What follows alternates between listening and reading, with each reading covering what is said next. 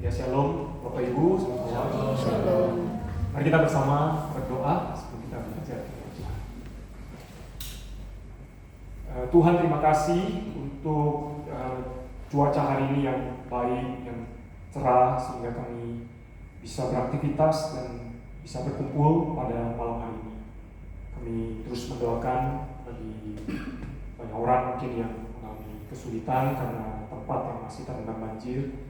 Supaya Tuhan menolong mereka sehingga banjir bisa surut dan mereka bisa kembali beraktivitas. Kami serahkan untuk malam ini, untuk apa yang akan kami diskusikan, kami bicarakan, kiranya boleh membawa kami makin dekat dengan Tuhan dan kami mengerti apa yang harus kami lakukan di dalam hidup kami sebagai anak Tuhan. Ini doa kami, diserahkan dalam nama Tuhan kami Yesus Kristus. Amin. Amin.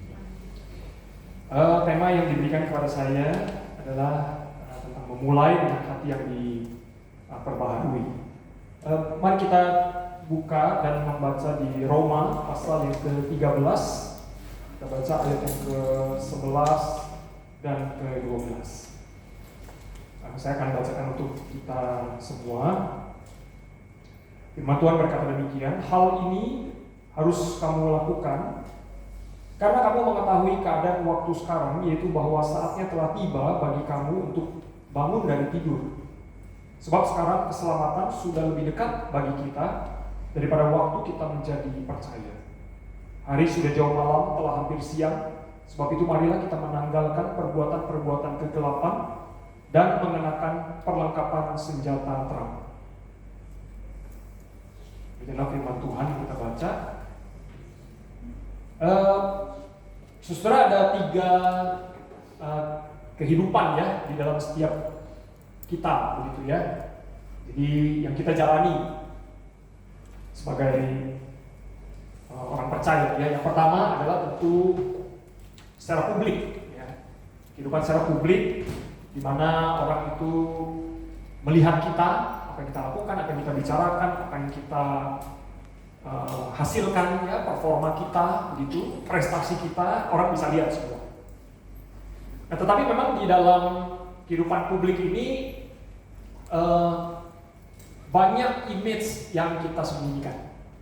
Nah, itu ya, itu kita harus akui ya. Kita tentu tidak mau kelihatan buruk di mata orang ya. Kita tidak mau kelihatan kelemahan kita, bahkan kita tidak mau kelihatan terbongkar ya. Dosa kita dan itu. Jadi secara publik itu sebenarnya tidak murni itu diri kita sebenarnya.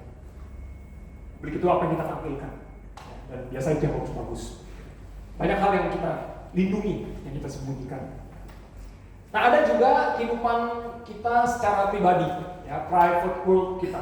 Nah, ini biasa lebih khusus, lebih personal, keluarga. Keluarga bisa lihat kita lah apa adanya, begitu ya. Karena kita sehari-hari di rumah, mungkin kalau di luar kita nggak berani duduk angkat kaki, begitu ya. Tapi kalau di rumah bebas, mau angkat kaki kayak mau jungkir balik, begitu ya. Tapi keluarga kita bisa lihat. Nah, biasa image kita mulai apa adanya. Karena keluarga kita, anak-anak, istri, suami, orang tua itu bisa melihat kita. Nah, tetapi ada satu dunia lagi yang tidak ada orang yang tahu selain kita dengan Tuhan, yaitu hati kita, inner world kita, inner life kita, yang ada di dalam, ya, itu bahkan mungkin keluarga kita juga tidak bisa membaca dan mengenalinya. Ini hanya antara Tuhan dengan kita, tidak ada orang yang tahu. Nah, tetapi justru yang ketiga inilah yang paling penting justru. Ini adalah siapa kita yang sesungguhnya. Dan bahkan inner life inilah yang sebenarnya yang membuat kita itu menjalani hidup kita, begitu ya. Yang membuat apakah hidup kita itu teguh, lemah, begitu ya. Sebenarnya ditentukan oleh inner life itu. Tapi sayangnya ini yang sering kita abaikan. Contoh misalnya, justru kalau ada gedung yang tinggi sekali ya, bagus, megah, saya percaya pasti pertama kali kalau kita melihat, yang kita lihat itu apa? Misalnya BNI 46 lah, menara BNI 46, atau Twin Tower di Malaysia, Petronas, atau misalnya apalah ya. Apa pertama kali yang kita lihat, yang berkesan? Pasti tampilan luar, ya, arsitekturnya bagus, indah, mewah, tinggi, ya, fasilitasnya oke, misalnya gitu kan di dalamnya. Pasti pertama itu yang kita lihat, kan itu yang kelihatan. Nggak ada orang yang lihat gedung yang tinggi, bagus, megah, dia bertanya gimana ya fondasinya. Nggak ada yang kepo sampai segitu, kecuali ya mungkin dia teknik sipil ya, orang sipil ya. Tapi kayaknya orang sipil juga bakal kali ya melihat gedung, wah ini fondasinya pasti kuat, berapa kekuatannya, apa bentuknya kayak gimana sehingga bisa menopang. Nggak ada yang peduli dengan fondasi, nggak ada yang mempertanyakan. Semua pasti mempertanyakan yang tampak di luar gitu. Nah seringkali kehidupan kita juga begitu, karena itu yang kelihatan di luar, yang dipuji, yang dilihat orang, itulah yang kita tampilkan. Jarang sekali kita memperhatikan fondasi, padahal yang menentukan bangunan yang indah, megah, penampilannya luar biasa itu, yang menentukan dia tetap berdiri menghadapi serangan, badai, gempa dan segala macam, itu adalah fondasinya. Tapi fondasi itu yang paling tidak diperhatikan. Nah itu ironis. Ya, jadi dari 3 kehidupan ini ya, yang paling penting justru yang paling terabaikan. Saya pernah karena terlalu percaya diri, jadi saya bawa motor, itu bensin motor saya itu udah di E. Di waktu itu dari perjalanan, kalau saya dari antar anak, dari arah Pik ya, itu mau menuju ke Puri. Nah itu kan lewati beberapa pom bensin. Kalau nggak salah ada 5 ya, sampai Shell, sama BP, sampai ujung yang perempatan yang sekarang masih banjir kan saya lewat ya. Itu kalau nggak salah ada 5 kayaknya pom bensin. Nah jadi saya itu udah di E tapi bisa lah ngisi di sampai bisa mau melewati flyover Cengkareng begitu. Lewati beberapa pom bensin bisa. Ternyata bener. Waktu nyampe tanjakan udah berbet gitu. Berbet. Bener. Sampai jalan menurun mati motor saya begitu. Ya udah, gotong turunan terus gotong sampai ke pom bensin berikutnya. Nah biasa ini kita pahaminya apa sih? Empty, betul. Atau emergency, biasa begitu ya. Emergency atau empty. Terus satu lagi. Nah, biasanya ini memang kita pahami, empty, emergency. Tapi seringkali kita tidak memahaminya empty atau emergency. Tapi apa? Enough. Masih cukup lah. Masih cukup. Masih bisa, begitu kan? Masih cukup, masih bisa, masih ada, begitu kan? Nah, saudara, mari kita jangan berjalan di dalam dunia ini dalam keadaan kosong. Seringkali kita berjalan di dalam keadaan kosong. Kita merasa enough, saya masih mampu, saya masih kuat, saya masih bisa. Padahal itu sudah emergency, sudah empty bahkan. Tapi kita merasa masih mampu. Nah, kita perlu sekali untuk memperhatikan inner life itu, jangan lagi diabaikannya. Nah memang dalam keadaan begini seringkali kita merasa ada sesuatu yang salah, tapi memang kita seringkali nggak tahu salahnya di mana. Nah, seorang bernama Adrian Rogers dia berkata 3 hal ada yang nggak beres memang. Yang pertama itu kekerasan di dunia. Nah ini memang kita tahu di dunia ini ada begitu banyak sekali peperangan, ya, permusuhan ada di mana-mana, itu kekerasan ada di mana-mana. Lalu yang kedua yang nggak beres dia perhatikan juga adalah kesesatan di gereja, yang penyesatan. Dan yang ketiga dia bilang ada ketidakpedulian di dalam diri orang-orang Kristen. Ya, orang-orang Kristen banyak yang hidupnya itu tidak ada passion, cuma ya ngikutin aja jalannya dunia ini begitu. Nggak ada lagi gairah untuk semangat untuk mengikut Tuhan, untuk melayani Tuhan, untuk bersaksi bagi Tuhan. Ya udah jalanin rutinitas kegiatan sehari-hari begitu. Nah, rekan-rekan, saudara, kita butuh sekali kebangunan rohani di dalam kehidupan kita. Kita butuh personal revival. Ya, kita perlu sekali kebangunan rohani. Nah, bagaimana pertanyaan kita bisa hidup di dalam kebangunan pribadi, ya, kebangunan rohani secara pribadi itu? Tentu kita perlu bersatu dengan firman Tuhan, bersatu dengan Allah melalui firman-Nya.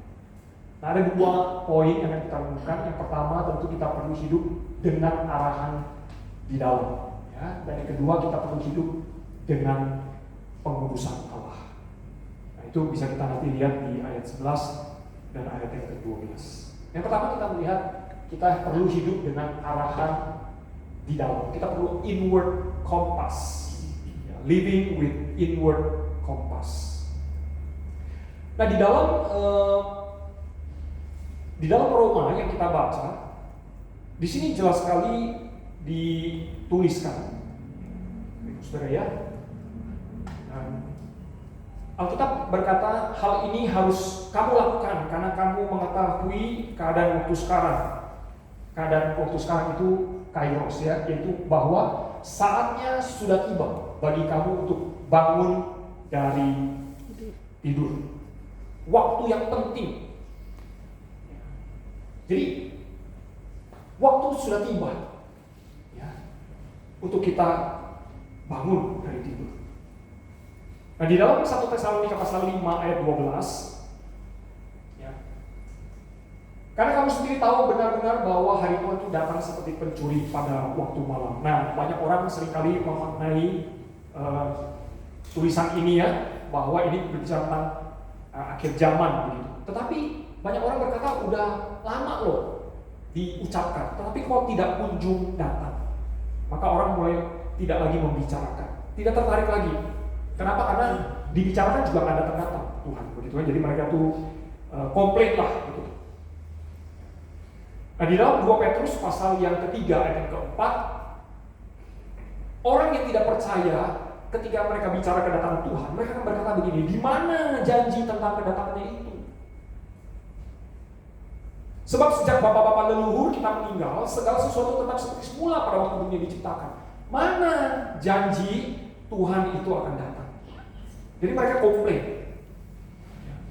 Tetapi kita yang percaya, kita memegang janji firman Tuhan, bahwa Tuhan berkata, sesungguhnya aku datang segera. Berbahagialah orang yang menuruti perkataan-perkataan nubuat kitab ini. Kita percaya bahwa waktu Tuhan itu sudah dekat. Nah, kita orang yang makin lama makin tua, ya, sebenarnya kita makin dekat dengan pemenuhan keselamatan yang Tuhan berikan kepada kita. Kalau kita bicara masalah lampau kita itu diselamatkan dari the penalty of sin. Ya. Masa kini kita diselamatkan dari the practice of sin. Masa yang akan datang kita akan diselamatkan dari the presence of sin. Nah, kita bersyukur kita menantikan masa depan itu.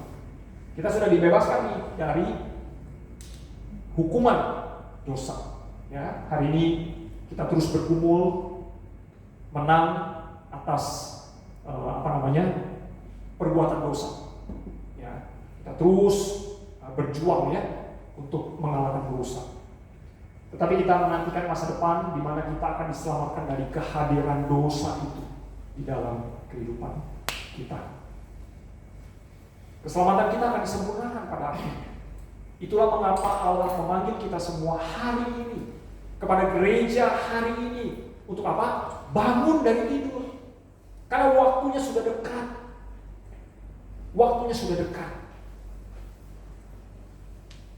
Jangan kita tertipu dengan berita-berita bahwa hidup ini masih panjang, waktu Tuhan masih lama, begitu. Firman Tuhan katakan, aku datang segera. Tuhan Yesus berkata, aku datang segera. Karena itu Tuhan berkata, sudah waktunya kamu bangun dari tidur. Ya. Memenuhi panggilan Tuhan. Jangan lupakan panggilan Tuhan. Jangan terlena, jangan seolah-olah, oh masih panjang lah, waktu saya masih banyak. Tapi Tuhan berkata, tidak, aku datang segera. Jangan lupakan panggilanku, jangan lupakan panggilan Tuhan dalam hidup kita dan gereja kita. Jangan lewatkan kesempatan-kesempatan yang Tuhan berikan kepada kita setiap hari. Mazmur pasal 39 berkata, ya Tuhan, beritahukanlah kepadaku ajalku dan apa batas umurku, supaya aku sadar betapa fananya aku. Lihat, hanya beberapa jengkal saja kau tentukan umurku, dan masa hidupku seperti hampa di hadapanmu. Ya, manusia hanya kesia-siaan belaka, dia berlalu bagaikan bayangan. Manusia hanya meributkan yang sia-sia, dia menipu, tetapi dia tidak tahu siapa yang merauhnya nanti. Ya, pemazmur berkata, Tuhan kasih tahu aku ajalku, batas umurku berapa, supaya aku sadar betapa fananya diriku. Pemazmur menyadari betapa rapuhnya hidup kita sebagai manusia. Tetapi kita bersyukur di dalam Tuhan kita punya pengharapan. Karena itu mari kita bangun. Kita sadar ini bukan rumah kita, dunia ini bukan rumah kita. Kita punya kewarganegaraan surga, kita punya tugas, kita punya tanggung jawab, kita punya panggilan bagi kerajaan Allah. Karena itu secara prinsip jangan sia-siakan waktu lagi. Jangan sia-siakan hidup kita lagi. Ayo bangkit, ayo bangun. Itu kata firman Tuhan.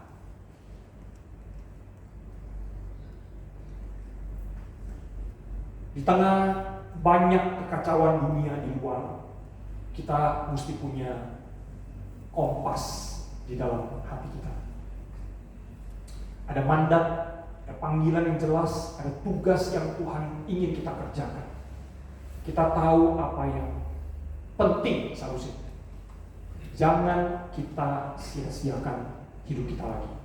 Mari kita tebus waktu-waktu yang selama ini kita buang.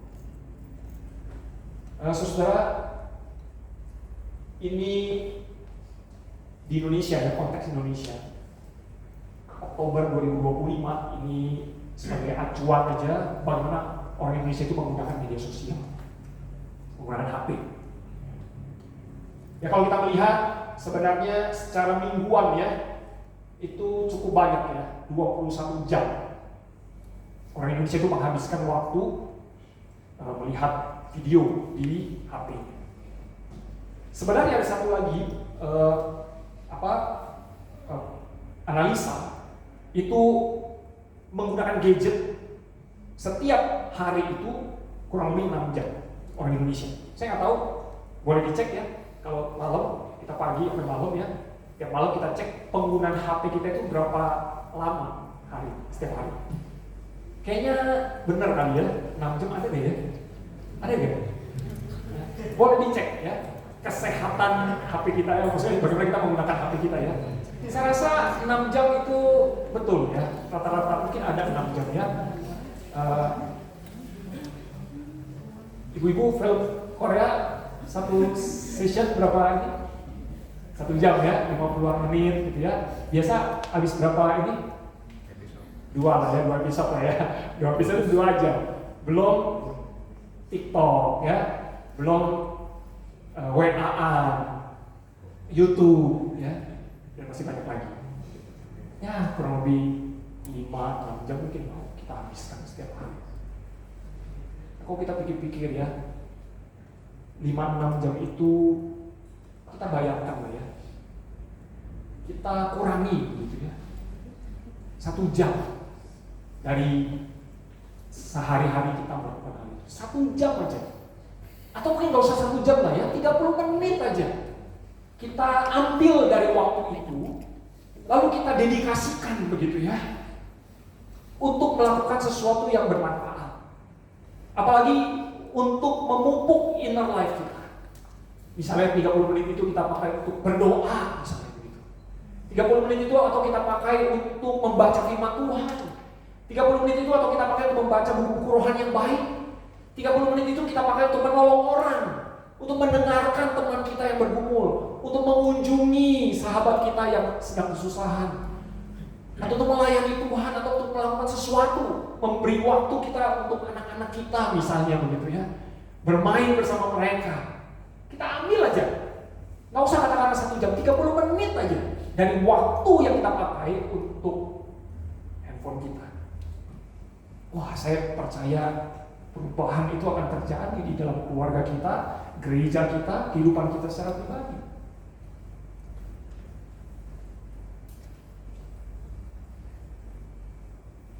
Ya harap-harap semua pulang langsung berubah. Pasti usaha Andi juga berharap begitu ya. Bayangin ya, tiap hari kita ambil waktu 30 menit pakai untuk misalnya membaca firman Tuhan. Wah, itu luar biasa sekali Bapak. Luar biasa sekali. Katakanlah nggak semua ada yang melakukannya ya. Ada aja 5 orang aja di ruangan ini, 5 orang aja yang pulang, iya saya mau berkomitmen ya.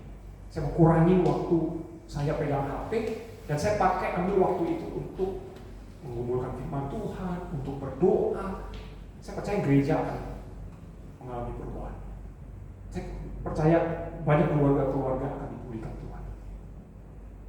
Nah pertanyaannya, ada gak 5 orang itu di ruangan ini? Ayo bangun, kata firman Tuhan ya. Jangan sia-siakan lagi waktu kita. Nah, ini yang paling sering dipakai ya, WhatsApp. Ya, kita di Indonesia WhatsApp lah ya, paling sering dipakai. Instagram juga, Facebook, masih ada ya Facebooknya. YouTube, TikTok, Telegram, Twitter. Ya, anak Discord ya.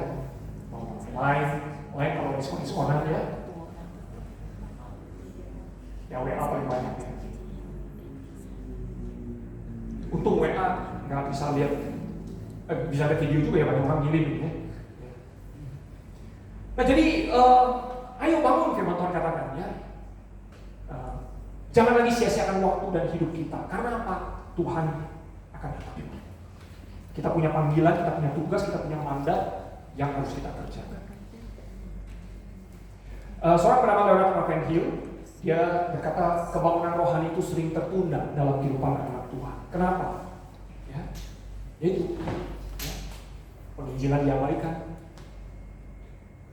menganggap murah anugerah Allah, kehidupan yang ceroboh, ya, yang tidak dipakai dengan baik, ketakutan, banyak ketakutan, kekhawatiran yang melumpuhkan kita. Kita merasa gak urgent untuk berdoa, dan kita mencuri kemuliaan Allah buat diri kita sendiri ya. Kita mementingkan performa, prestasi yang nampak di luar, yang bisa dipuji orang, dilihat orang, dikenal orang, tapi kita lupa untuk mempercantik inner life kita. Padahal inner life itu yang menentukan apakah hidup kita bertahan, teguh berdiri, atau roboh ketika diterpa badai hidup. Nah ini ya, beberapa tanda-tanda kebangunan rohani yang tertunda. Nah dari 6 ini, mana kira-kira yang paling kita gitu ya, heboh banget nih?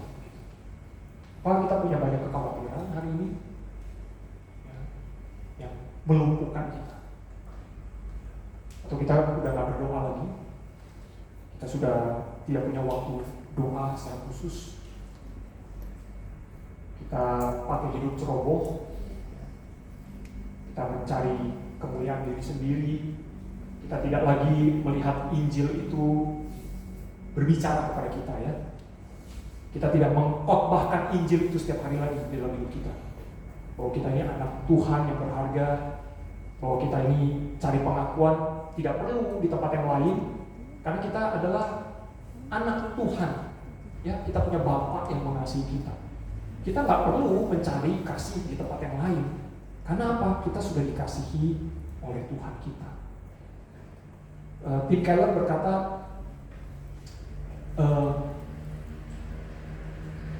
hanya seorang anak yang bisa minta air jam 3 pagi sama seorang raja, papanya ya, raja, yang membangunkan seorang raja untuk hanya minta segelas air itu jam 3 pagi itu hanya seorang anak. Nah, kita itu punya privilege itu dengan Tuhan kita, Bapa kita. Jadi sebenarnya kita pribadi yang berharga, kita itu diakui, kita itu dikasihi. Tapi sayangnya kita seringkali mencari pengakuan itu di tempat-tempat yang lain. Ya, kita menganggap murah kasih Allah dalam hidup kita.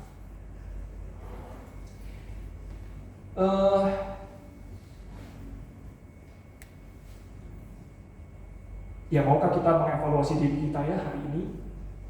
Apakah kita seorang yang apatis, cuek, ataukah masih ada api yang membakar jiwa kita, excited gitu ya, untuk apa ya, memberitakan Injil kepada orang, excited untuk membaca firman, berdoa, baik itu secara pribadi maupun bersama dengan keluarga misalnya, excited untuk menjangkau orang-orang yang membutuhkan pertolongan, tertekan, yang lemah, excited untuk memberi bagi pekerjaan Tuhan, kerajaan Allah. Nah, ini kita perlu mengevaluasi.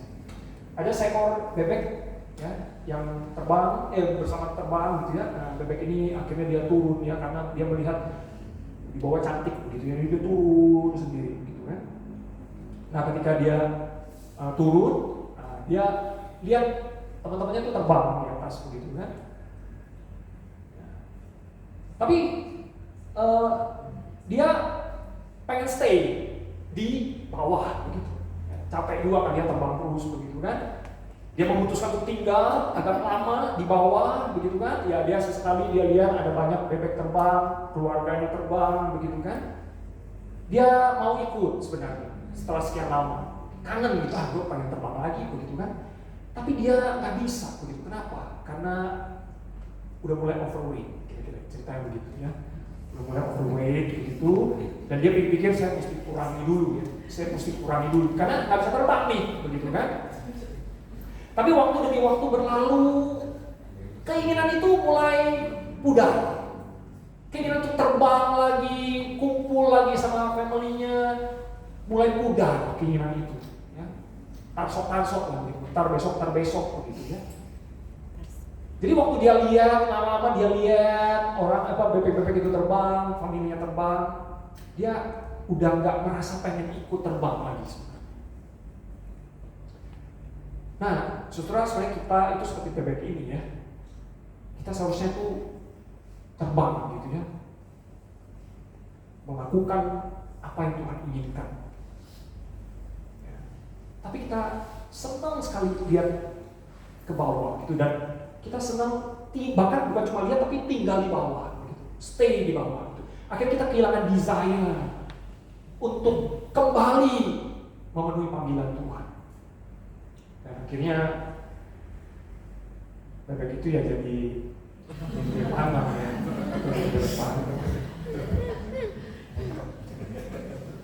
Saudara, pergumulan kita hari ini sebagai anak Tuhan itu bukan antara surga dan neraka lagi. Bukan. Kita itu udah bebas dari neraka. Kristus menyelamatkan kita. Pergumulan anak Tuhan hari ini, kita semua, itu antara surga dan dunia sebenarnya. Ya. Itu pergumulan kita sebenarnya. Nah, problemnya adalah kita seringkali sebelah tangan gandeng tangan Tuhan, sebelah tangan gandeng tangan iblis atau dunia. Dan kita berharap kita bisa berjalan bersama-sama. Jalan serta Yesus dan iblis, jalan sertanya setiap hari gitu. Sebelah tangan gandeng tangan iblis, sebelah gandeng tangan Tuhan, dan kita berharap bisa jalan sama-sama. Gak bisa. Akan terjadi tarik menarik. Jadi problem kita hari ini bukan antara surga dan neraka lagi sebenarnya, tapi antara surga dengan dunia. Kita banyak kali tergoda, ya, tertarik, terpikat gitu. terbuai. Kita lupa panggilan kita sebagai anak Tuhan. Nah, kita perlu inner compass. Dan yang kedua, ya kita perlu untuk hidup dengan di dalam pengurusannya. Nah, seringkali ini yang menjadi penghambat juga terbesar untuk kita bisa terbang memenuhi panggilan Tuhan. Ya. Kenapa kemurnian? Ya, kenapa perlu dimurnikan? Ya. Karena Kristus akan datang kepada mempelai perempuannya dan itu harus kudus dan suci. Itulah mengapa panggilan kepada gereja Tuhan, kepada kita anaknya itu harus menanggalkan kegelapan. Ya, menanggalkan kegelapan. Firman Tuhan katakan, marilah kita menanggalkan perbuatan-perbuatan kegelapan, menyingkirkan baju yang kotor itu. Kita bukan milik dunia, kita adalah milik Allah, kita adalah hamba-hamba Allah. Kita sendiri kalau bangun pagi atau kita habis kerja pulang, kita akan singkirkan baju yang kotor dan kita akan pakai yang bersih, bukan? Kenapa tidak berdemikian dengan kehidupan rohani kita? Kita perlu menanggalkan pakaian yang kotor dan kita harus pakai pakaian yang bersih. Efesus pasal 4 ayat ke-22 dikatakan bahwa kamu berhubung dengan kehidupan kamu yang dahulu harus menanggalkan manusia lama.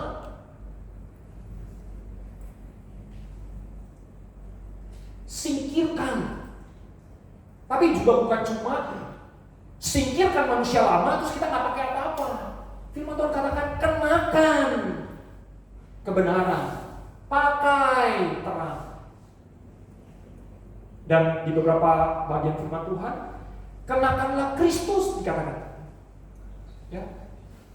Tanggalkan manusia lama, kenakanlah Kristus. Nah, maksudnya apa kenakanlah Kristus? Ya, berikutnya. Nah, C.S. Lewis, ya, dia berkata bahwa kita perlu mengenakan Kristus. Artinya itu kita berpura-pura, dia bilang. Yang terakhir, berpura-pura menjadi seperti Kristus, pretending to be like Christ.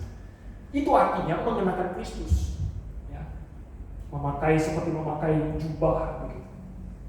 Pretending to be like Christ.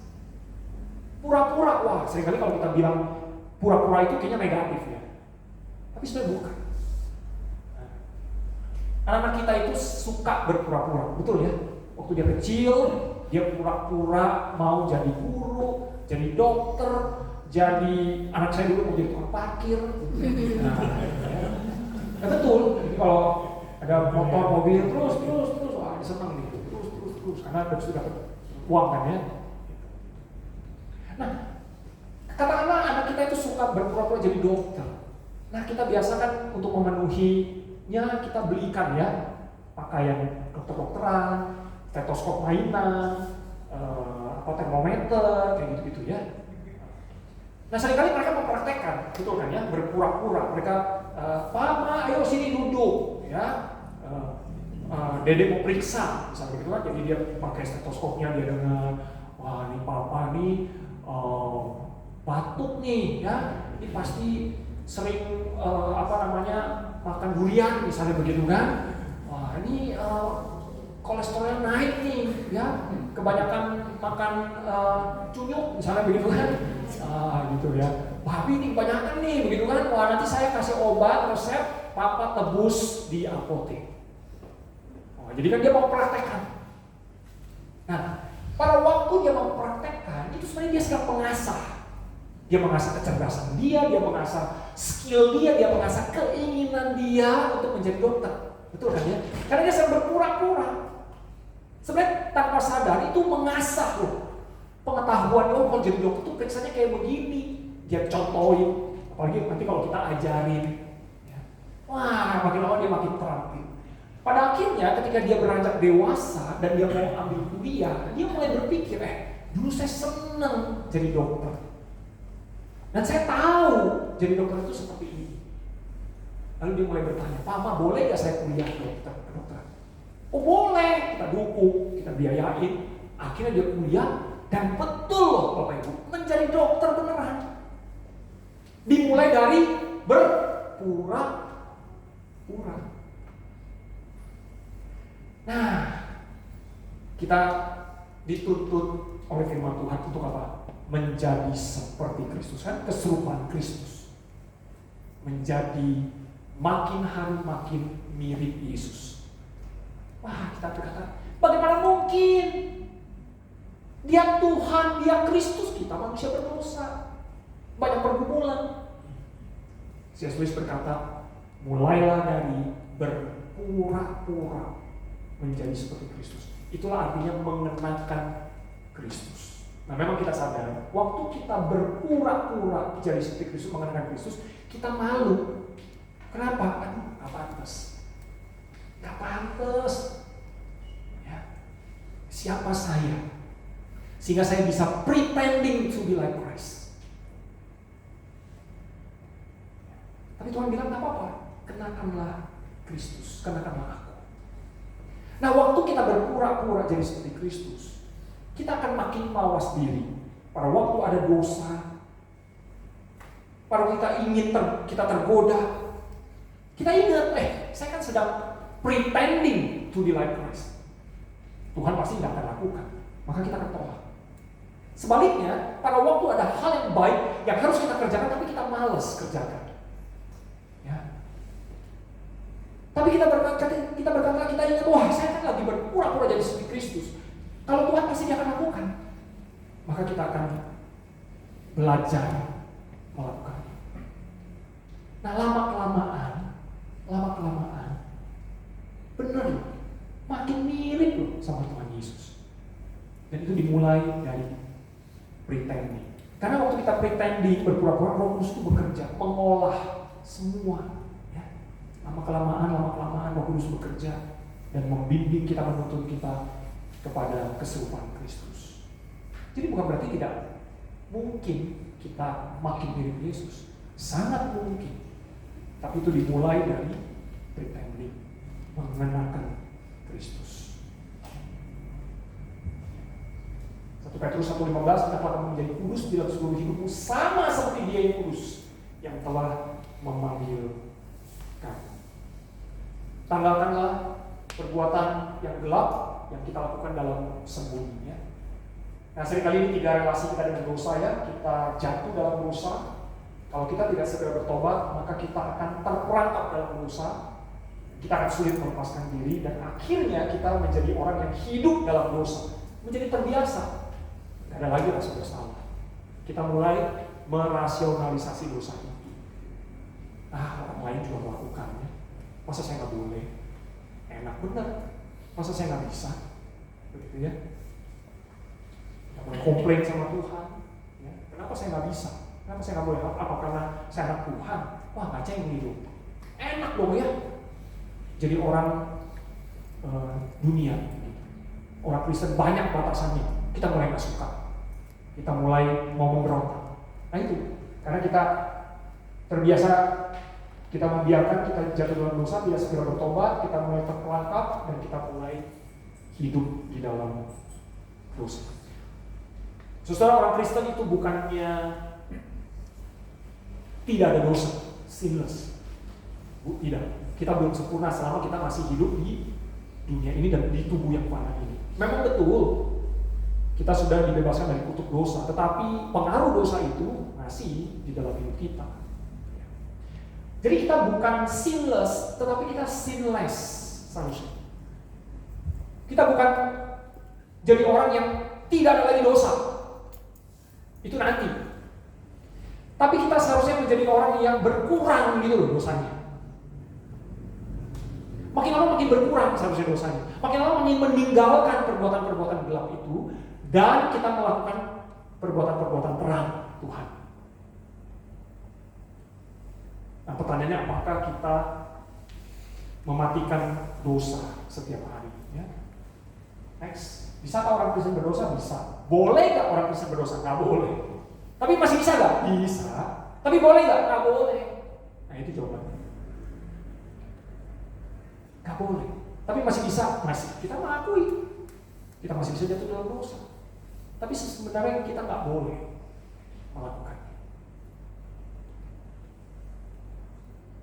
Ada seorang pendeta pembangunan rohani bernama Leonard Ravenhill di bawah. Ini Paul Washer. seorang pendeta yang besar juga. Suatu hari dia memberi nasihat sama si Paul Washer ya. Waktu itu dia baru Kristen, baru jadi orang Kristen 1-2 tahun begitu. Jadi dia tuh komplain, jadi orang Kristen susah. Ini nggak boleh, itu nggak boleh, ini nggak boleh, itu nggak boleh, begitu kan? Banyak batasannya, banyak larangannya, begitu. Dia nggak suka. Paul Washer. Lalu temannya minta nasihat sama si Donald Ravenhill, tolong nih teman saya nih, dia komplain jadi orang Kristen, gitu. Karena dia nggak bisa melakukan apa yang dunia bisa lakukan. Tolong lo kasih nasihat. Maka dia tulis di secari kertas. Nah ini yang dia tulis. Others can, you cannot. Udah simple itu doang. Orang lain boleh, lu nggak boleh. Jadi si Paul Washer, ya, dia ketika dia menerima tulisan itu, waktu itu ya dia berkata, maksud dari tulisan ini adalah orang lain boleh atau bisa bermain-main dengan dunia.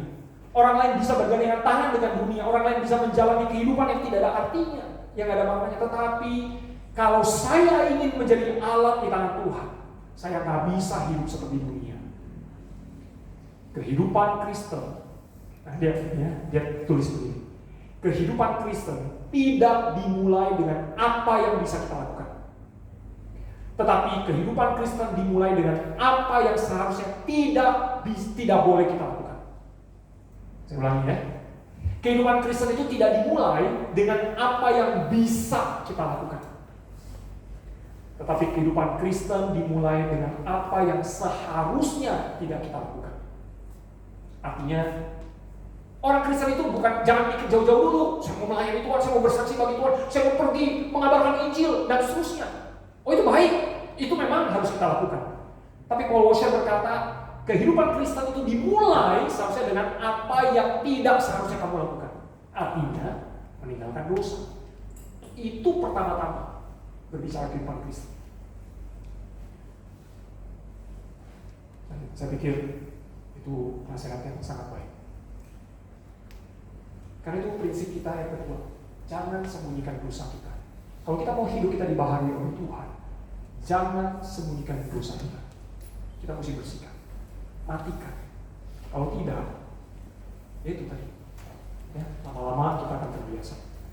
Apa sih konsekuensi hidup dalam dosa? Hati makin keras, hilang sukacita, hilang kuasa dan kerinduan, dan kita akan menghadapi penghakiman ilahi.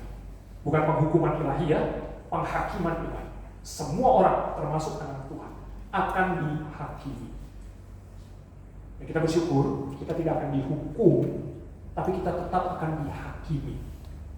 Dan firman Tuhan berkata, ngeri benar jatuh ke tangan Allah yang hidup. Inilah konsekuensi kalau kita masih membiarkan dosa kita. Dosa akan membawa kita pergi lebih jauh. Dosa akan membuat kita tinggal lebih lama dari yang kita inginkan. Dan dosa akan merugikan kita lebih dari yang sanggup kita bayar. Hati-hati dengan kuasa dosa.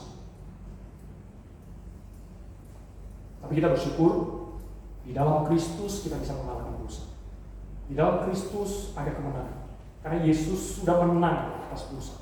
Maka kita sebagai anak-anaknya juga bisa menang atas dosa. Kita bukan orang-orang yang kalah. Kita bukan pecundang. Bahkan firman Tuhan katakan di dalam Roma kita lebih dari pemenang. Karena Kristus sudah mengalahkan dosa buat kita. Nah karena itu mari kita miliki hidup yang diperbarui itu di dalam Tuhan. Jadi sekali lagi, mari kita jangan berjalan dalam keadaan yang kosong. Tahun 2026 banyak sekali tantangan, pergumulan, kesulitan. Jangan berjalan dalam keadaan kosong. Mari kita mencari Tuhan. Mari kita bergumul di dalam firman, membangun kembali doa-doa, mesbah doa kita. Mari kita hidup di dalam komunitas lebih erat lagi. Ya, karena gereja itu seperti bengkel rohani. Ya, disinilah kita diproses sama Tuhan. Disinilah kita mempraktekkan apapun. Ya kita nggak mungkin mengasihi orang yang kita nggak kenal. Di luar kita disuruh mengasihi, disuruh mengabarkan Injil di luar. Kita nggak kenal. Gimana kita bisa mengasihi mereka? Kalau di dalam saja kita belum mengasihi, saling mengasihi. Nah disinilah kita mau praktekkan apa itu kasih. Ayo praktekkan seluas-luasnya di dalam gereja Tuhan, di dalam tubuh Kristus. Praktekkan supaya apa? Nanti terbiasa ketemu orang yang asing, ketemu orang yang kita nggak kenal, kasih itu terpupuk. Sudah ada modalnya begitu, yaitu dilatih di dalam gereja. Dan seharusnya di dalam gereja ketika kita melatihnya, seharusnya ya, kalau ada gagal, ada salah, jangan dihakimi. Namanya juga kita berlatih mempraktekkan kasih Tuhan itu. Gak apa-apa, ada salah, gagal, ampuni, perbaiki lagi. Justru gereja tempat yang terbaik kita mempraktekkan semua perintah firman Tuhan. Karena seharusnya di dalam gereja itu ada banyak pengampunan, ada banyak kasih, ada banyak penerimaan. Ya, disinilah kita bisa menjadi diri kita sebagai anak Tuhan. Nanti di luar kita punya banyak modal untuk melakukan hal yang sama. Percaya deh, nggak mungkin kita bela-belain ngasih orang di luar yang kita nggak kenal. Kalau yang kelihatan di dalam sesama anak Tuhan kita nggak perhatiin. Disinilah kita mempraktekkan. Karena itu mari milikilah komunitas atau sahabat yang bisa dipercaya, yang saling mengingatkan. Ya. Nah, disinilah kita membutuhkan. Oke, saya sampai di sini materi saya. Katanya ada tanya jawab ya, betul ya. Mungkin langsung aja ya sebelum saya tutup nanti jawab. Silakan kalau ada yang mau bertanya atau mungkin ada yang mau sharing sesuatu juga boleh ya. Nggak harus bertanya sih. Boleh berbagi, boleh pengalaman rohani. Silakan. Ya, yang mau nanya, kok diam-diam baik? Kalau diam-diam bisa pulang. Selesai itu biasanya. Iya, silakan. Ya.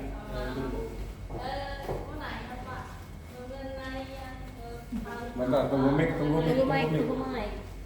Kita ngulang lagi.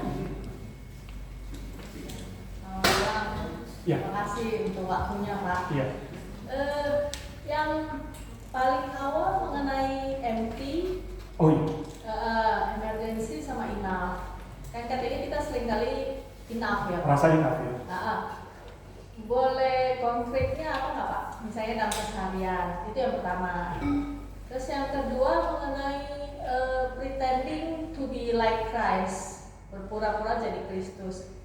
Kegiatan kita kan beda-beda, Pak. Betul. Apakah maksudnya misalnya saat kita melakukan apa, saat harus mengambil keputusan, terus kita berpikir dulu, kalau misalnya kita di posisi Kristus, kita keputusannya apa? Atau bagaimana gitu, Pak? Karena kan kegiatan kita berbeda-beda dan Betul. banyak kegiatan dalam seminggu seperti itu. Terima kasih, Pak. Terima kasih. Ya. Saya jawab yang kedua dulu supaya nggak lupa ya. Jadi kalau dulu tuh ada WWJD ya, What Will Jesus Do? Nah itu mungkin kita lebih familiar ya, What Will Jesus Do ya. Nah memang kalau saya sih patokannya adalah kita adalah orang yang dekat dengan firman sebenarnya, berpaut dengan firman Tuhan. Jadi pada waktu kita dalam kehidupan sehari-hari kita pretending to be like Christ itu sebenarnya dalam kaitan kita itu dekat dengan firman Tuhan. Kita sebenarnya menyelesaikan masalah, kita mengambil keputusan pilihan itu di dalam hikmat kebenaran Tuhan sebenarnya. Memang itu tidak bisa instan sih menurut saya. Itulah mengapa kita perlu memupuk, ya kita perlu cultivate, ya kita perlu memupuk, ya inner life kita begitu. Ya. Dan itu tidak bisa tidak dengan firman Tuhan, kedekatan dengan firman Tuhan. Makin kita dekat dengan firman Tuhan, sebenarnya makin kita mirip Yesus. Karena firman Tuhan itu identik dengan Kristus. Kristus sendiri disebut firman yang hidup. Ya, jadi sebenarnya pretending to be like Christ itu adalah kita dikuasai oleh firman Tuhan. Sehingga pada waktu kita mengambil keputusan, pilihan, ya, itu di dalam koridor kebenaran firman Tuhan. Mungkin itu yang lebih konkret kali ya dalam hal ini ya. Begitu. Yang pertama tadi, lupa kan yang pertama tadi apa ya? Enough. Oh iya betul, ya. Konkretnya apa ya enough itu ya? Nah, seringkali kita mengandalkan diri sendiri sih, kalau menurut saya ya. Jadi kita merasa kita ya sanggup. Bentuk konkretnya sih kita jarang berdoa. Kalau orang yang berdoa kan orang yang mengandalkan Tuhan sebenarnya. Dia seseorang yang mengakui dia. Jadi doa itu kan adalah sebenarnya kita mengakui kita tidak berdaya, tetapi kita percaya ada Tuhan yang berkuasa. Itu kan prinsip doa. Doa itu adalah kita mengakui saya lemah Tuhan, saya tidak berdaya, tapi saya percaya saya punya Tuhan yang berkuasa dalam hidup saya. Saya lemah, saya tidak tahu apa yang akan terjadi, saya tidak tahu apapun, tapi saya percaya Tuhan tahu segala sesuatu. Nah itu kan doa. Satu keyakinan iman. Nah mungkin salah satu tanda atau sinyal orang itu enough, merasa enough adalah dia tidak lagi punya kehidupan doa. Dia melupakan doa. Dia merasa sanggup menghadapi dunia atau hidup ini dengan kekuatannya sendiri, dengan kepandaiannya, dengan kekayaannya. Dia tidak lagi bersandar kepada Tuhan. Nah mungkin itu salah satu indikasi aja seseorang itu merasa enough. Thank you. Thank you, Pak. Ya. Itu mungkin ada yang mau tambahin ya. Saya tahu saya kelewatan apa. Boleh. Ya. Halo Pak.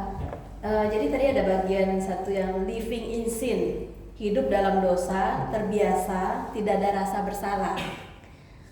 Saya lagi memikirkan bagaimana diri kita yang sudah terbiasa untuk hal-hal mungkin yang kita tidak anggap itu dosa, tetapi orang lain itu, dan maksudnya mungkin kita kalau mau bilang bapak rohani kita atau orang lain bisa menegur kita, tapi kita tuh nggak mudeng-mudeng. Iya. Atau bagaimana cara kita untuk mengatakan kepada orang lain ataupun yang lebih senior atau apa, kok nggak berubah-berubah karena sudah terbiasa itu Pak. Nah bagaimana kita, mungkin kalau dalam satu pertanyaan ini ada dua jadinya, bagaimana kita juga bisa menyadari, walaupun itu kan mungkin karena udah kebiasaan, jadi sudah terbiasa, ataupun bagaimana cara kita menasihati orang lain yang mungkin karena umur atau lebih senior, karena mereka sudah terbiasa itu Pak. Makasih Pak. Kalau yang pertama, bagaimana kitanya itu jawaban yang paling simpel sih sebenarnya, kita menunggu Roh Kudus bekerja sih sebenarnya sih. Karena hanya karya Roh Kudus yang bisa mengubah hidup seseorang. Perkataan manusia itu nggak bisa mengubah, kalau menurut saya. Tapi Tuhan bisa pakai. Tapi kalau hanya kita mengandalkan perkataan kita untuk mengubah hidup orang, siapa kita? Nggak bisa. Jadi memang hanya kuasa Allah sih yang sanggup mengubah hati seseorang. Nah sebenarnya yang bisa kita lakukan sebenarnya adalah sekali lagi berdoa sih bagi orang itu. Berdoa. Nah, kita kan nggak bisa berdoa bagi diri kita ya. Nah kita berharap ada orang mendoakan kita sebenarnya. Nah itulah kenapa gunanya komunitas. Ya, kita saling mendoakan. Nah, saya percaya kuasa doa itu besar sekali manfaatnya karena doa itu bisa melembutkan hati seseorang. Seperti membuka, menghancurkan hati yang keras ya. Tuhan bisa pakai itu melembutkan hati seseorang. Nah, dari situ kehancuran itu terjadi, orang itu akan menyadari dosanya, dan mengakui dan dia akan kembali dan bertobat. Jadi saya pikir sih memang kita butuh kuasa Tuhan itu ya, bekerja. Itu satu. Atau yang kedua bisa juga Tuhan bekerja dengan cara yang keras, lewat penderitaan, lewat kesusahan. Itu juga alarm untuk kita sadar bahwa Tuhan sedang menghukum lah ya, tanda kutip di dunia ini ya, Tuhan sedang menghukum kita, Tuhan sedang mendidik kita, mendisiplin kita. Nah kita tapi itu kita nggak mau ya, itu terjadi baru kita sadar. Kan begitu ya. Kita maunya kan kita sadar sebelum hal itu terjadi. Nah, itulah kenapa sedia payung sebelum hujan itu penting sekali. Itulah kenapa kita harus selalu dekat dengan Tuhan dan firman-Nya. Sebelum hati kita itu membatuk, kepala itu menjadi bebal. Harus terus begitu. Ya, itulah kenapa hamba Tuhan gak bosan-bosan mengajak jemaat untuk bersatu setiap hari, membaca firman Tuhan setiap hari, berdoa, ya, tidak meninggalkan pertemuan-pertemuan ibadah. Itu fungsinya supaya kepala kita tidak jadi bebal, supaya hati kita tidak jadi keras dan batu. Dan itu butuh ekstra effort yang lebih besar untuk menghancurkan, dan butuh kuasa Allah. Syukur Tuhan dengan anugerahnya segera bertindak. Ya. Dan kita sadar. Tapi ya Tuhan dari suara lembut kan jadi keras begitu ya. Nah, kita tidak mau sampai hal itu terjadi. Itu yang pertama ya. Jadi memang butuh kuasa Tuhan, dan itu juga terjadi dengan orang yang kita mau sampaikan ya. Ini ya, mungkin nasihat atau teguran. Saya rasa kita perlu mulai dengan doa. Berdoa dulu sebelum kita berbicara dengan dia. Kita tahu kebenaran harus disampaikan, karena itu baik. Obat yang baik itu harus diberikan, karena itu menyembuhkan. Tapi kita perlu pertolongan Tuhan, dan dalam hal ini sekali lagi doa itu penting sekali, karena kita mau menyerahkan orang ini di dalam kuasa Tuhan, bukan karena kepandaian kita berbicara atau kehebatan kita. Kita perlu hikmat, kalimat apa yang perlu kita lontarkan, kata-kata apa yang tidak menyakiti hati dia. Jadi kita perlu sekali hikmat dan pimpinan Tuhan. Dan saya rasa sekali lagi ya, doa itu menjadi senjata kita yang utama. Kita bersyukur seharusnya kalau ada orang tegur kita. Kita bersyukur seharusnya kalau ada orang mendoakan kita. Berarti Tuhan masih baik sama kita. D.T. Bonhoeffer tuh berkata begini. Waktu dia di camp konsentrasi Nazi, dia berkata, kalau aja ada satu orang bersama dengan kita, ya maksudnya ada satu orang aja ya yang bersama dengan kita itu satu anugerah, satu sukacita. Kenapa? Karena pada waktu kita lemah, orang itu bisa menguatkan kita. Karena pada waktu kita lemah, firman Tuhan yang ada di mulut teman kita itu lebih kuat daripada kita. Dia bilang, kita itu lemah. Waktu kita dalam pergumulan dan penderitaan, firman Tuhan itu lemah sebenarnya. Saking lemahnya itu seperti tidak mampu menolong kita keluar dari pergumulan kita. Maksudnya kita kuat gitu menghadapi badai hidup. Karena kita tuh dalam keadaan lemah. Nah, kita butuh seseorang di luar pergumulan kita yang firmannya lebih kuat daripada kita. Tapi mohon maaf, seringkali kalau ada kita lagi susah, orang datang mau menghibur kita, kita bilang apa? Enak lu ngomong, bukan yang susah, gua yang susah. Misalnya dia datang, sabar ya, kuat ya di dalam Tuhan. Tuhan menyertai kamu, Tuhan beserta dengan kamu, Tuhan akan menolong kamu. Tetaplah berdoa. Lu enak ngomong begitu, lu bisa berdoa, gua nggak bisa berdoa karena gua lagi susah. Enak lu suruh gua, gitu. Jadi kita lebih cenderung malah menyalahkan orang. Padahal Tuhan pakai dia untuk menguatkan kita yang sedang lemah ini, begitu loh. Jadi seharusnya kita bersyukur kalau ada orang Tuhan utus untuk menolong kita di dalam kelemahan kita. Kita butuh satu orang aja itu cukup. Nah, puji Tuhannya di gereja kita nggak punya cuma satu orang, kita punya sekampung, banyak. Satu aja cukup, kata D.T. Bonhoeffer.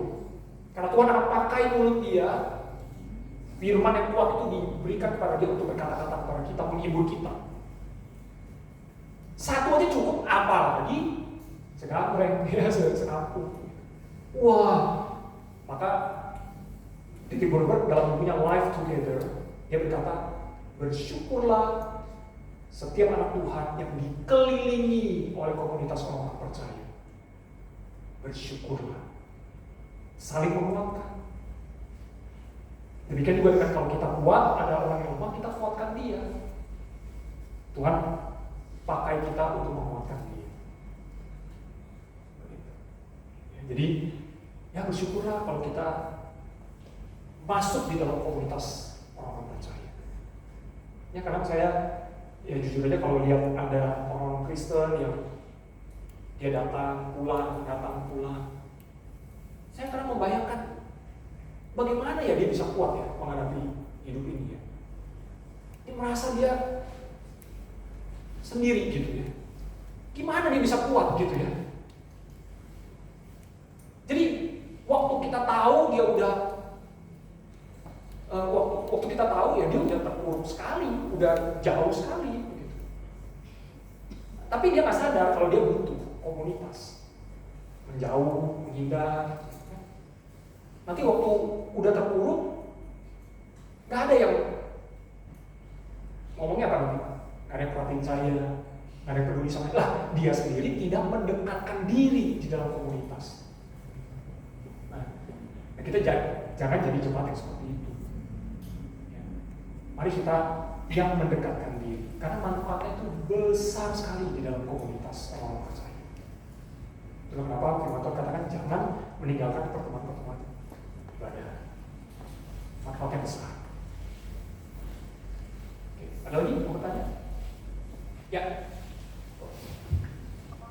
Ini sampai jam 12 malam atau ya? 11. Oke. Akhir ini Pak. Ya seru. Pertanyaan terakhir. Ya. Enggak. Saya sangat bersyukur dengan firman yang Bapak sampaikan. Kebetulan saya juga sangat tertarik dengan tentang dosa itu. Sebenarnya sikap kita itu ke dosa itu harus seperti apa sih? Apa kita harus benar-benar nolak jauh-jauh? Atau kita, ya udah kita nggak usah terlalu lebay-lebay banget. Yang penting kita nggak jatuh ke dalam dosa ini udah cukup. Gitu loh. Nggak usah nolak, nggak boleh. Atau kita ya udah kita nggak usah udah titik. Dan juga apakah mungkin kita ke depannya itu bisa menang? Dalam arti, oke, saya sama sekali nggak berbuat dosa lagi. Mungkin nggak hal itu bisa terjadi karena kita kan manusia juga. Terima kasih Pak. Oke, thank you. Pertanyaan bagus ya. Sangat-sangat harus menyingkirkan dosa. Karena itu perintah firman. Kita nggak bisa hidup berdampingan dengan dosa atau hidup dalam dosa. Jelas sekali Tuhan nggak suka seseorang itu hidup dalam dosa. Jadi nggak boleh dekat dengan dosa. Tapi pertanyaannya bisa nggak dekat dengan dosa? Bisa. Tapi nggak boleh sebenarnya. Itu tadi saya udah berikan ini ya penjelasannya. Jadi memang dosa itu harus dimatikan. John Owen berkata kita harus mematikan dosa. Kalau enggak, dosa itu yang mematikan kita. Jelas kan? Jadi tidak ada kompromi sebenarnya kalau kita bicara dosa. Sama sekali tidak ada kompromi. Tidak merasionalisasi dosa. Nah, sekali kita merasionalisasi dosa. Kita menganggap kita masih manusia, masih bisa jatuh. Ya udahlah, bolehlah, cincailah, dikit lah, gitu kan? Tapi lama-lama ya itu nanti terperangkap dan hidup di dalam dosa itu. Mungkin pernah dengar cerita seseorang dengan ontanya, seseorang dengan onta malam ya musafir bikin tenda, ya kan? Dia tidur di tenda kan dingin malam kurang turun, ontanya di luar, gitu kan? Mulai tengah malam kok ada yang nyundul dia, gitu kan? Dan kaki ontanya masuk gua, begitu kan? Gua, wah, kan apalah, ya kasihan juga kan, kedinginan di luar, gitu kan? Mulai tengah malam, dia terbangun lagi karena ada sesuatu begitu yang menimpa dia, gitu. Setengah badan ontanya itu masuk ke tenda, gitu kan? Berarti udah dingin banget di dalam, kasihan.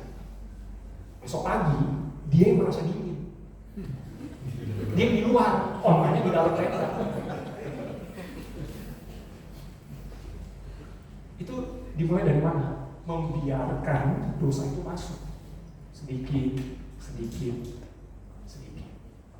Nah, jadi sebenarnya dosa itu harus dimatikan. Bisa nggak? Bisa. Sangat bisa. Karena apa? Kristus sudah memenangkannya buat kita. Memang pertempuran dosa itu bukan kita yang menangkan, Kristus yang memenangkannya buat kita. Kita bersyukur karena Kristus sudah memenangkannya buat kita. Nah, tapi ya itu tadi ya.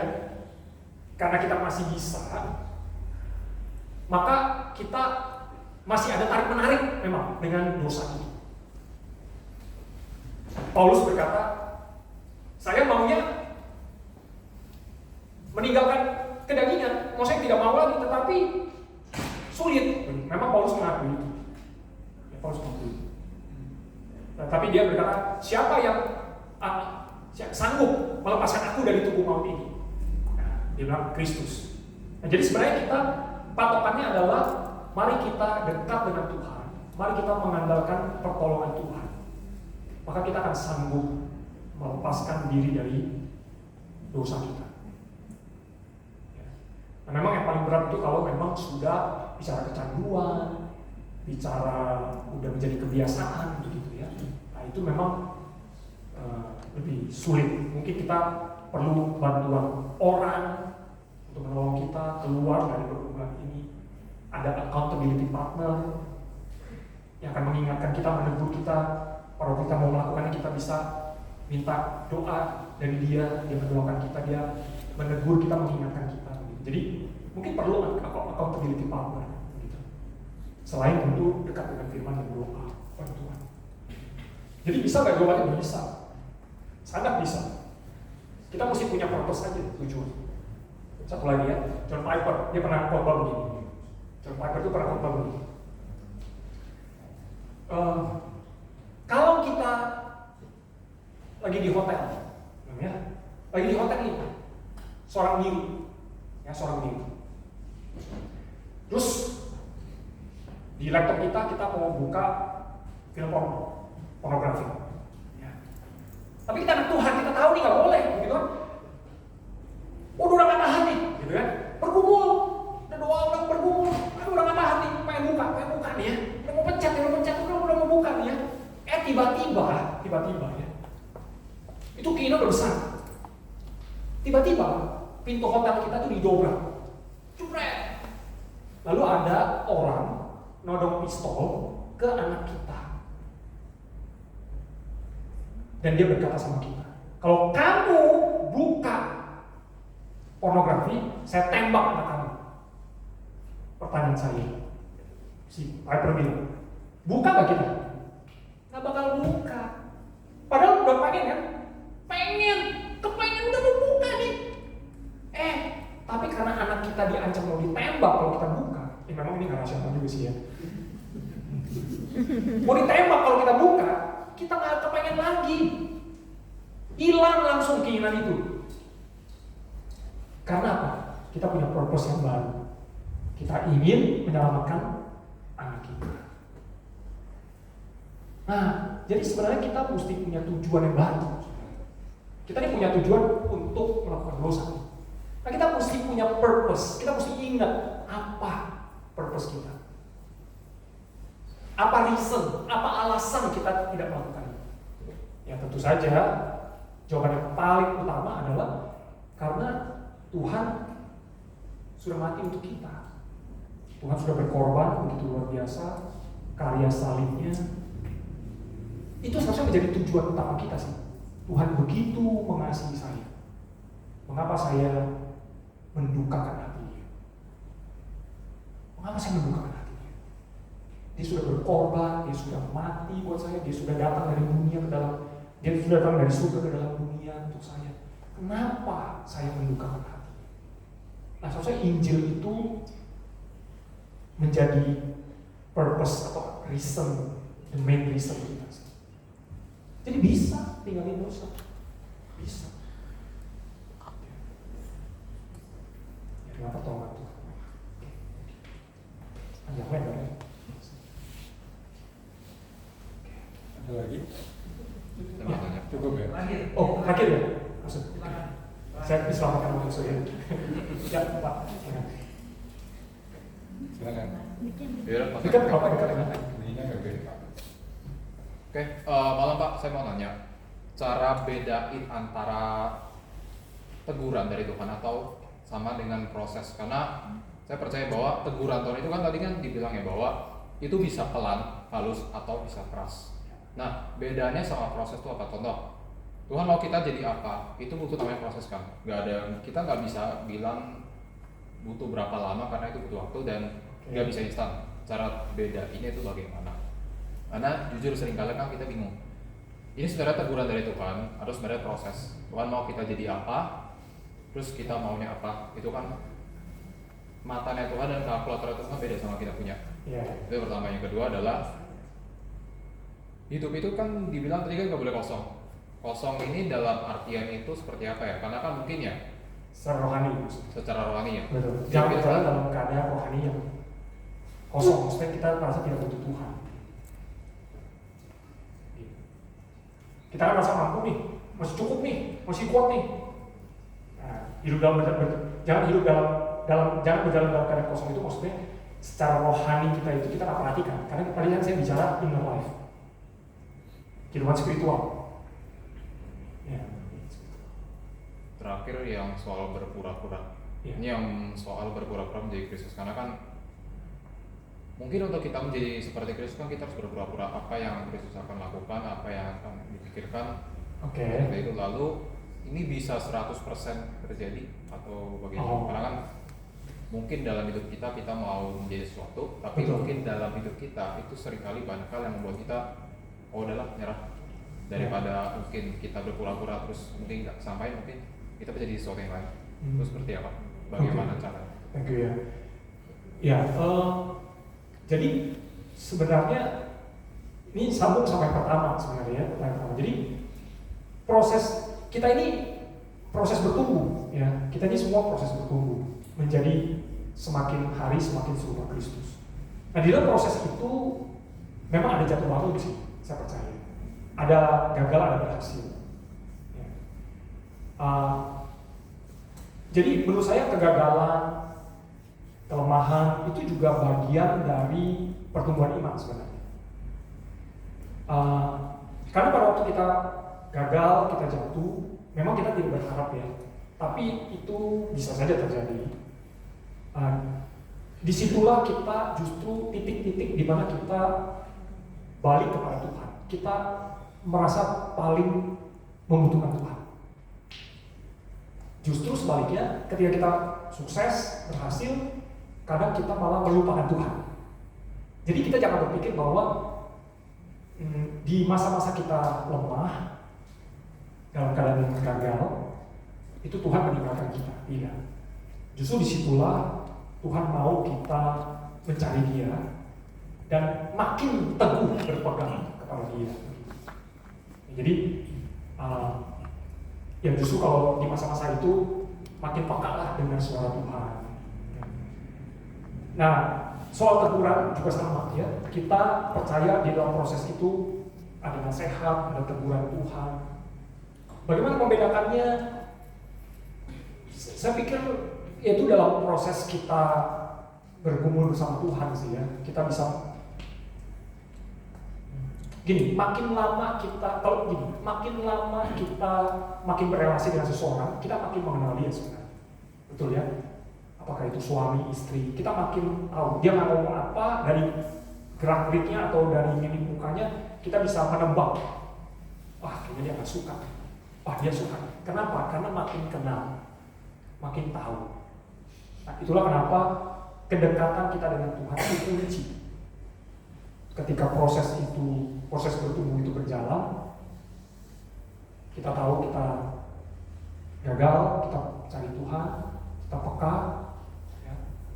Kita berhasil, kita tidak sombong, kita tahu bahwa keberhasilan kita, kesuksesan kita di dalam rohani kita, vitalitas spiritual kita sedang naik, itu semua karena anugerah Tuhan. Nggak ada yang perlu kita banggakan, begitu kan?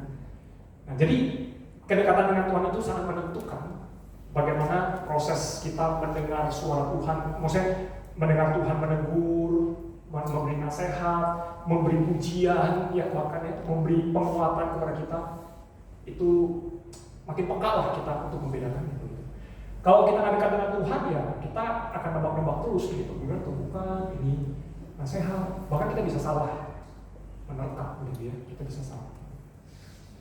Saya nggak tahu itu apakah menjawab, jadi ya. Oke ya. Oke.